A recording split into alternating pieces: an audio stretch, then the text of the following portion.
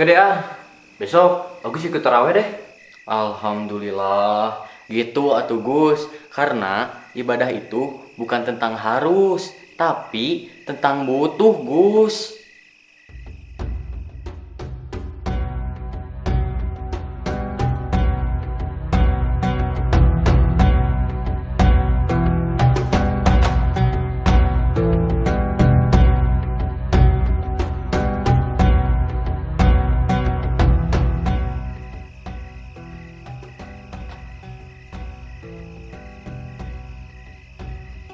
Gus, Gus, Gus, Apaan sih? Kamu ganggu mulu, kayak nggak ada kerjaan banget sih. Gus, kamu kok main game mulu sih? Tarawehnya kapan? Besok aja lah. Lagian taraweh kan itu sunnah, bukan wajib. Iya sih Gus, tapi kan Ramadan cuma sebulan. Sayang banget atuh kalau dilewatin gitu aja.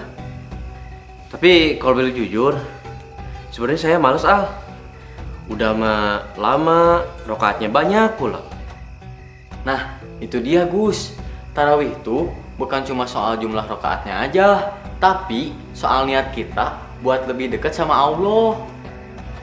Hah? Maksud kamu? Coba simpan dulu HP-nya Gus. Jadi gini, Ramadan itu kesempatan yang paling langka Gus. Tiap malam Allah buka pintu ampunan.